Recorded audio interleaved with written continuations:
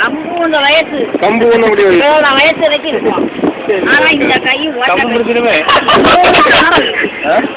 குணம் உனக்கு. சரி 3 குணம். ஒரு குணம் வந்தா ஒன்றுல முடியாது. ஒரு குணம் வந்தா உனக்கு சேர்ந்து பாரு. கெட்ட குணம் வந்தா உங்ககிட்ட நிற்க முடியாது. ரொம்ப சண்டைக்கு போக மாட்டேன். வந்த சண்டைக்கு இட மாட்டேன். இந்த கையில் ஒரு ரேகையில சின்னஞ்சி ரேகையெல்லாம் நிறைய இருக்கு. இப்போ புண்ணியோ ஆசிரியோ வந்தாலும் தெய்வத்தால உனக்கு தீரும். கடவுளால செய்ய வேண்டி உனக்கு யோகம். கிரகம் கெட்டதெல்லாம் நீங்கிருச்சு. ஆனா அகப்பேரு வீண் பேரு விருதாப்படி செய்யாத பேரெல்லாம் வாங்கினாலும் நினைச்சிருக்காரு. நன்மை கையில் ஆசிக்கு பொண்டாட்டி 2க்கு ரேகை. நாங்க 2க்கு உனக்கு ரேகை.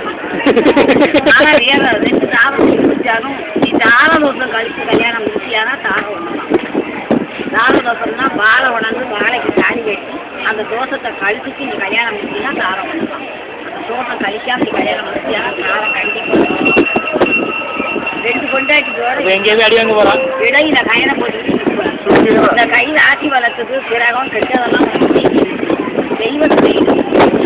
தகப்பனார் வழியில அவங்க கூடப்பட்ட தெய்வம் குடும்ப தெய்வம் ஒத்தாத்தனா ஓடிடும். அந்த தெய்வத்தை நினைச்சு எந்த இடத்துக்கு போனாலும் தெய்வத்தை நினைச்சு மனசை எடுத்துக்கோ. உன் காரியம் வெற்றியாகும். நன்மை கிடைக்கும். வேற சோழி எல்லாம் வெற்றி அடையும். உன் கையில் ஆட்டிக்கு இரும்ப சம்பந்தப்பட்ட பொருள் வாங்க யோகம். ட்ரெயின் வாங்கி ஓட்டலாமே. காரியத்தை பற்றி எண்ணிக்கிறாங்க. நம்ம நினைச்சது நடக்குமா, புரிச்சது முடியுமா, சந்தோஷம் அடையும். நினைச்ச காரியம் முடியும்.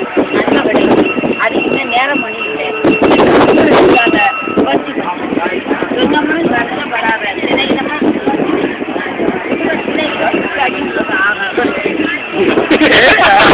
தப்பு செய்வான். ஒன்றை போட்டு மாற்றி பெரிய நன்மை அடைவ. வெற்றி கிடைக்கும். தன் தொழிலாளர் சம்பாதிக்க வச்சு அடுத்த வீட்டு கூட்டு தொழில் ஆகாது. பேசுறது ஆகாது.